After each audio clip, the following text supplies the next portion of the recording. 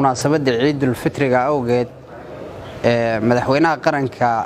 دكتور حسن الشيخ محمود وعفش أوفيدي محابيس كارثة بقولة تانية تضوى محبوس ولحدني عفر كمدة لحدني لح كمدة أي حبس قد حمر أي كجيران وهذا ماشان كفر دان لحدني لح محبوس أنت كلنا أي كجيران حبس مقدشو كيلومتر 7 بقولة تضوى محبوس waxay nasiib u yeesheen in maxaabiis ku dhow 2000 ay ka helaan fursadaas madaxweynaha qaranku uu bixinay runtii madaxweynaha qaranka waa uga mahad celinaynaa shaqadaas inuu maxaabiistaas cafiyay asagoo fiirinaya munaasabada ciidul fitriga awgeed si ay ula midoobaan familiyadooda waxaan rabaa marka intuu xeerlaaliye hadda sheegay in la mida ayaan anaguna idin dardaarmaynaa waxaan idin soo jeedinaynaa qof kasta ama ciidan ha ahaado ama shacab ha ahaado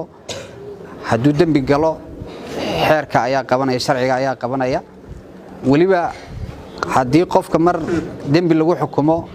oo mar kale uu soo galo micnaheedu wuxuu noqonayaa caadayste taliyaha xabsiga uu idin sheegay xeerlaaliga uu idin sheegay qof walba inuu isilaaliyo bulshadiisa uu dhinac ka galo isaaqad xalaal oo cuno dadka aan la dhibin masaajidada aan loo istaagin nabadgelyada xumada aan laga qayb qaadanin nabadgelyada laga qayb qaato intaas ayaan idin soo jeedinaynaa dabcan waad aragteen xurriyadna waad soo aragteen oo hore waad banaanka u joogi jirteen qofka xurriyadda markii laga qaadana cidhiidhiga ay leedahay waad aragteen la idinka sheekeen maayo waxaad u tihiin khubara u tihiin maanta dadka kale ee banaanka jooga ee waxyaabahaas ku dhaqmayaan arinta uga sheekeeyay ka waaniya waxaan rajaynaynaa intiinan qof kamid ah inaan dib loogu soo celino xabsiga aad ka baxaysaan maanta hore waxaan u aragnay dad sidan oo kale intii aan u cafinay oo qorraxdan u soo istaagnay oo sidan oo kale oo la hadalay oo ay baxeen haddana dib u soo laabtay qofkaas marka jaanis dambe ma yeelanayo marka waa doqonnimo noqonaysaa in arintaas aad mar kale ku kacdaan xafiiska xeerlaaliyaha guud ee qaranka ayaa runtii ka soo shaqeeyay cafiskan oo kaalinta ugu weyn ka soo qaatay inaad heshaan maanta xurriyaddan oo madaxweynaha qaranku idin cafiyo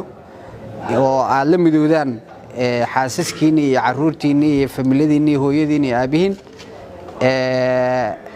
oo aad kaga nasiib badnaateen saaxiibadiina idinla xirnaa marka jaaniska aad hesheen ha iska beel dareenina insha Allah runtii mar kale madaxweynaha qaranka ayaa u mahad celinaynaa waxaan sidoo kale u mahad celinaynaa ciidankii gacanteedu ku hayay iyo taliyaha xabsiga iyo taliyaha ciidanka asluubta oo runtii ayada laftirkeeda wax ka bedelay dadka meeshan fadhiya inta badan drugs bay isticmaali jireen